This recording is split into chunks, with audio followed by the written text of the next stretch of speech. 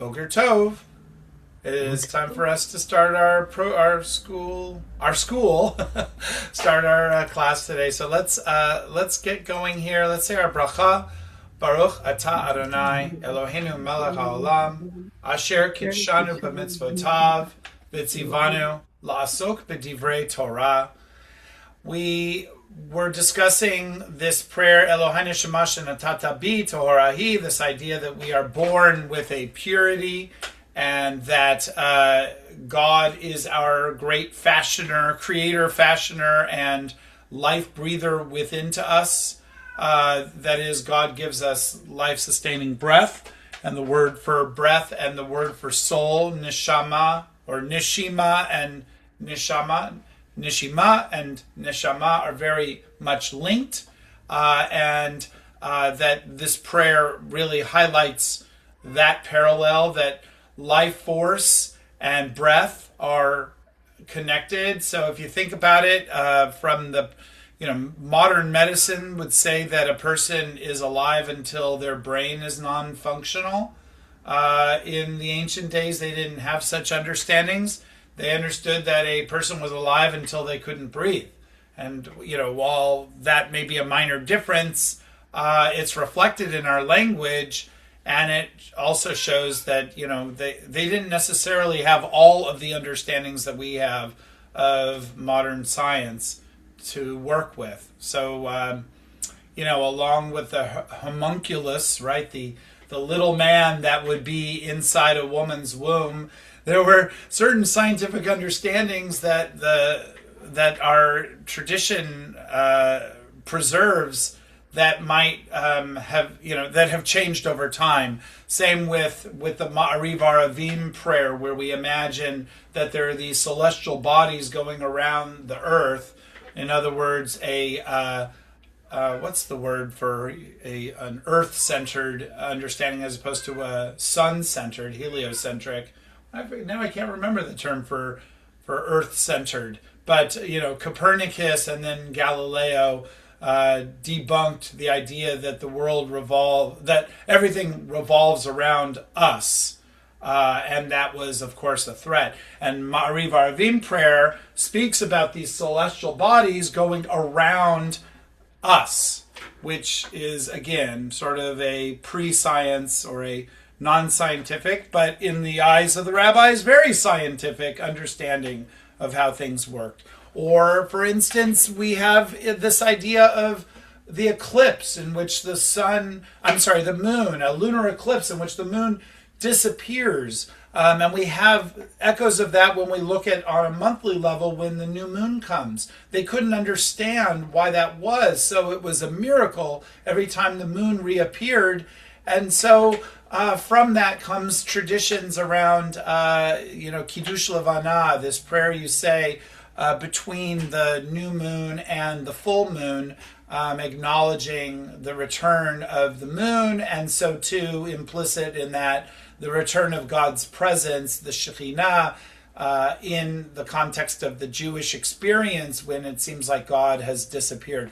So we have in our language all sorts of non-scientific ideas that are, ideas that are not scientifically reinforced in those days, but which since then have been changed and altered and debunked. And the idea of the soul and the idea of the breath being one and the same is another remnant of that history. So that's what we discussed last week. Any last thoughts on that? I thought we should just at least do that element, which I don't think I emphasized last time. Okay, well then let's move on. In the morning, you'll see here it says Tzitzit. I think people know that this prayer appears in the prayer book.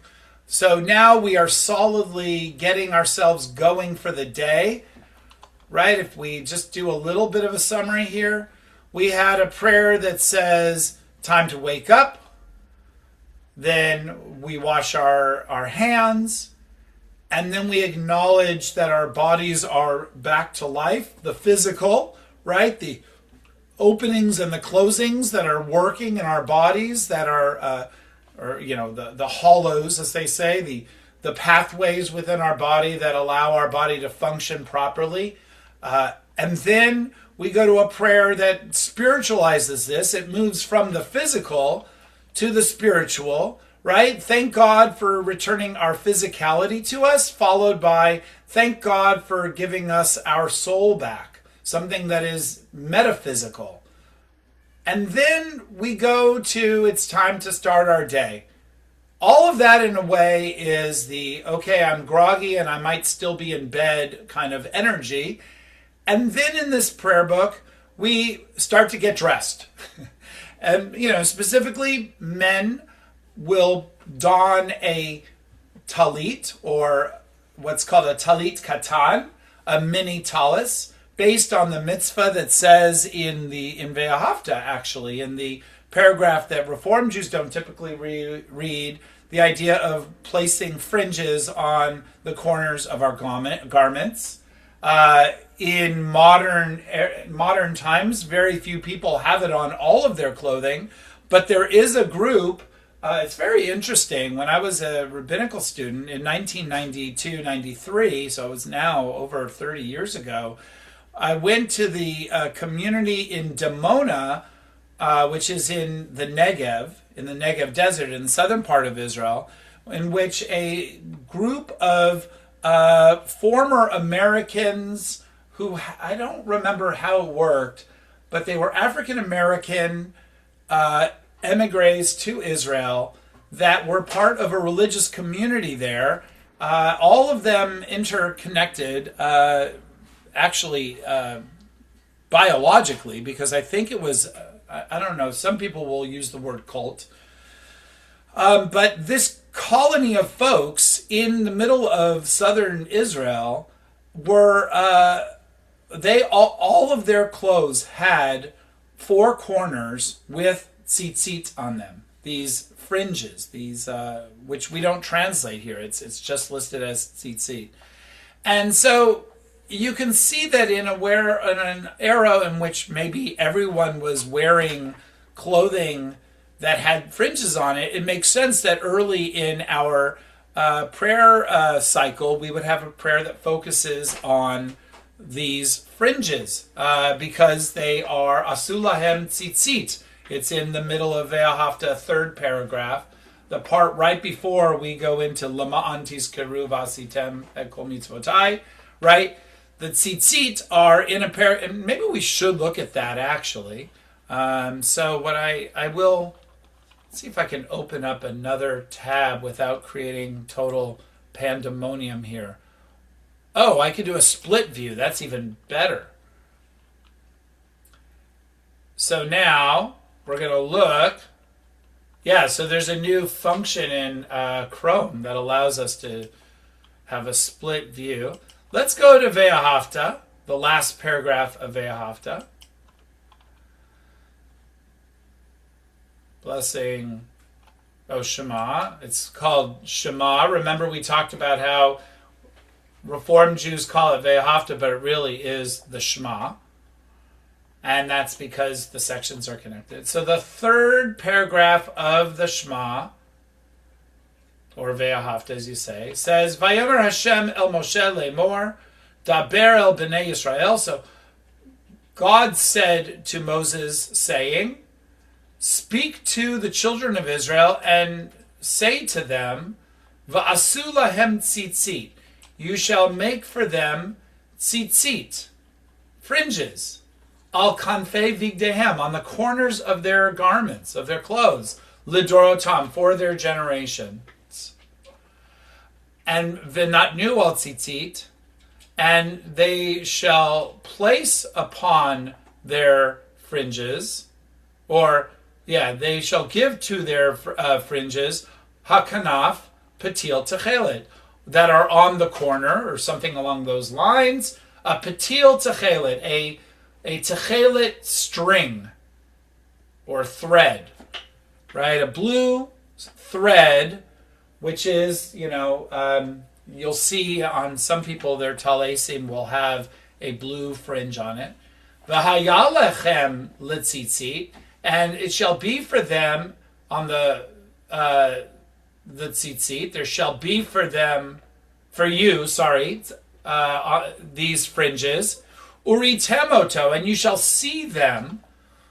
Uschartem et kol mitzvot Hashem vasitem otam, and you shall remember all the commandments. So you see the fringes, and you should remember. So there's a Pavlovian response in the Shema that says when you see those fringes, you are to be reminded. Uschartem yizker zecher litzia mitzrayim, memory. You shall remember all the commandments. So is it a command that you shall remember all the commandments? No, it's not really understood as a command. It's a autonomic response to seeing the fringes on your talit.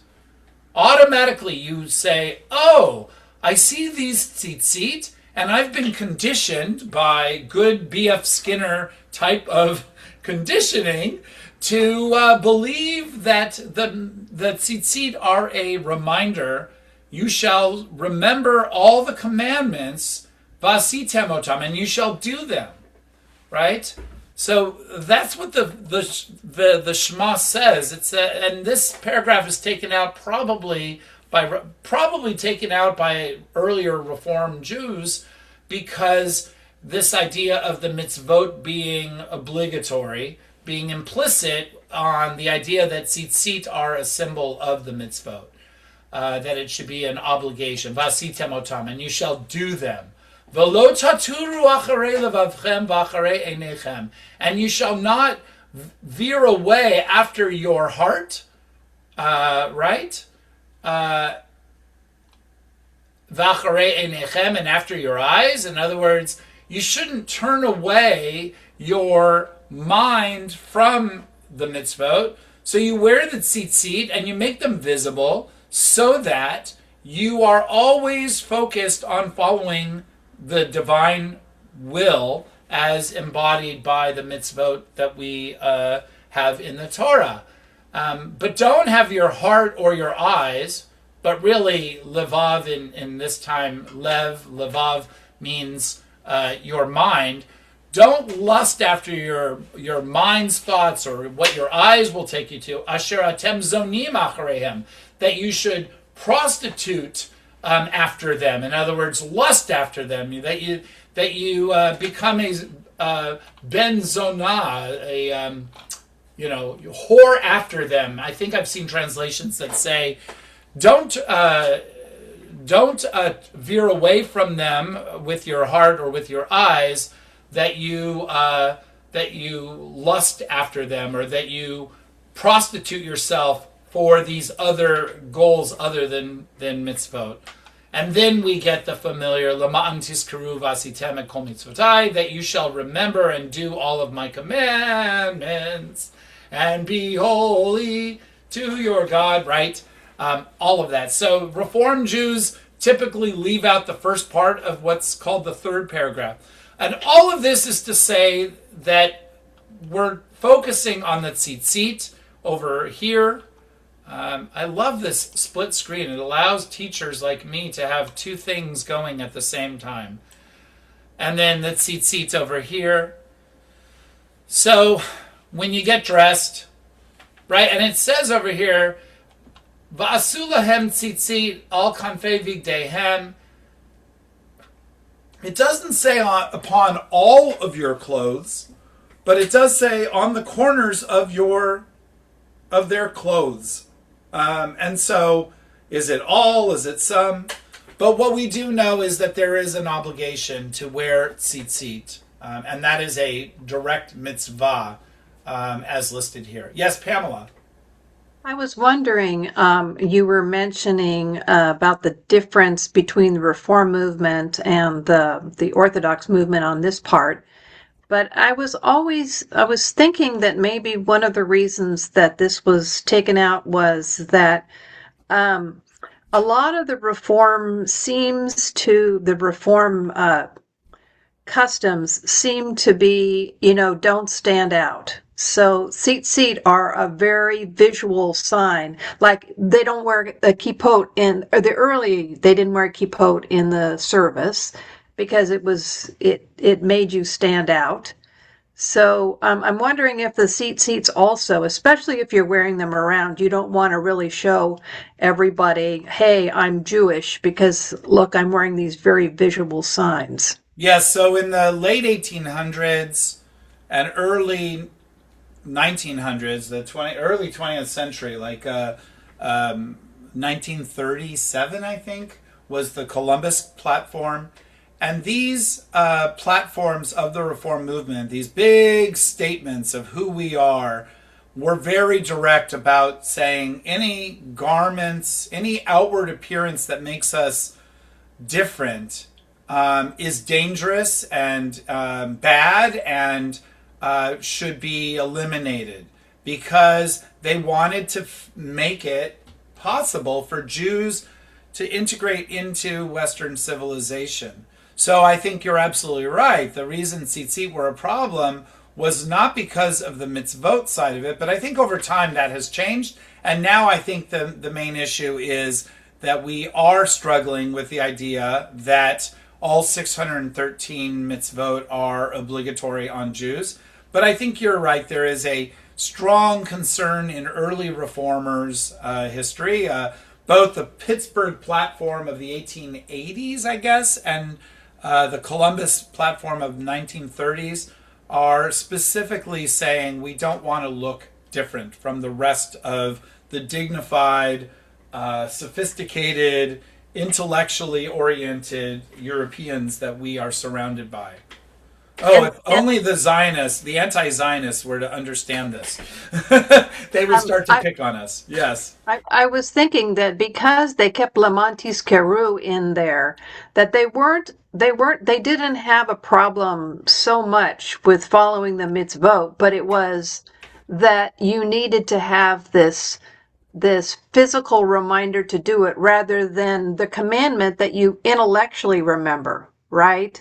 So it wasn't like, to me, it's more like, you don't need this in order to keep the commandments. You can do it in your head, but don't stand out.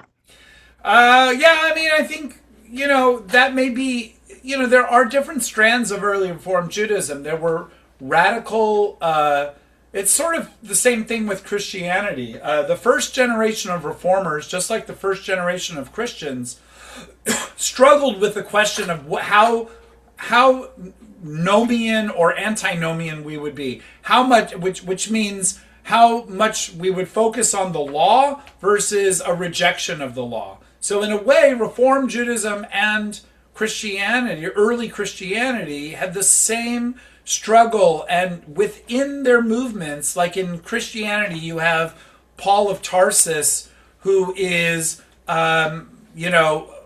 he's ready to dispense of all of it, whereas Peter was much more of a halachist. He wanted to maintain the Jewishness of this movement. So you have that same thing going on between Isaac Mayer Weiss and David Einhorn in the United States. David Einhorn did a prayer book that was far more radical in the dispensing of halakhic considerations than what Isaac Mayer Weiss was doing, and certainly more than Moses Mendelssohn. Mendelssohn, who started this in Germany, gets things going, and then, it just takes off from there.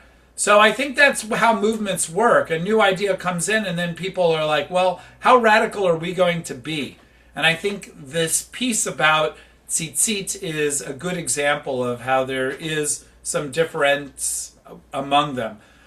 Let's do this second piece, which is basically a little kavana, a little spiritual statement about why we do these things, and then we'll call it quits. I have a couple of things going on here, so I'm going to have to end pretty close to on time.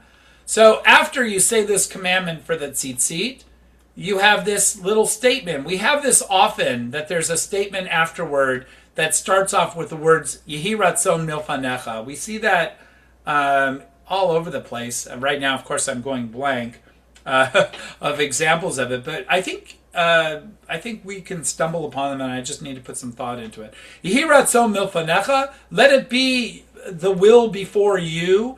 Hashem Elokai velokei avotai, Lord my God and God of my ancestors.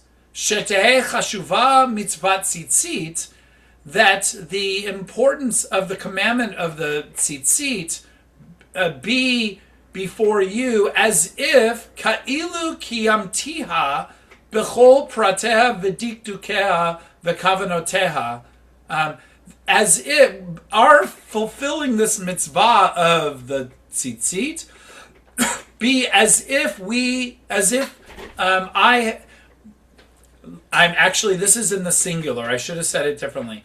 Let it be your will, God, my God, God, and God of my ancestors, that the importance of the commandment of the tzitzit be before you as if I have fulfilled all the pratea, all the details, v'dikdukeha, all the precise requirements, v'kavanoteha, all of the intentions, all of its intentions, v'taryag mitzvot hatluot ba, and the 613 mitzvot, commandments, which are dependent upon it.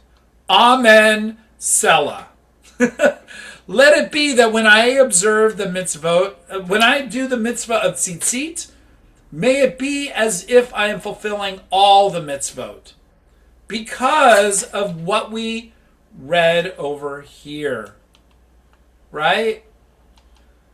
Since when I put on the tzitzit and I see them, it's as if I have fulfilled et kol mitzvot, all the commandments. So too, and because of that, let it be that when I fulfill this commandment of the mitzvot, it's as if I'm fulfilling all the mitzvot. Do you see how that works? This piece might not appear in every prayer book. I'd be interested in knowing whether it does. I don't think it does, but it is a really nice kavanah, a nice spiritual intention, so that when you put on your talit, and in this case, we're really talking about the talit katan. We're not talking about the big talis that you put on. We're talking about the undergarment. Some people call it tzitzis itself. They'll just call it tzitzit because that's really what it's about. People will call it the talit katan, the small talit. Some people will call it the arba kanfot, out of deference to this line that it be all arba kanfot. Kanaf means corners, so it's the four corners. The original four corners before before Arizona, Nevada, Colorado, and New Mexico, whatever it is, I can't even remember now. That's the secondary four corners of the world. The first one, we brought it to the world first. The four corners being the four corners of a talit. So when you're putting this garment on in the morning, you are prepping yourself for the good things.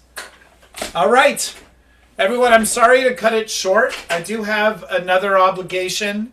But I think we got a lot out of it, and I hope that you enjoyed. Can I say one thing? Yes. I want to remind everybody that we are going to have the Reform morning service on January 31st, and some of the prayers that we're studying will be included in there. So if anybody wants the opportunity to volunteer to say some of the prayers that we've been studying, Rabbi and I are working together to get honors together, and there's an opportunity for you to participate in that.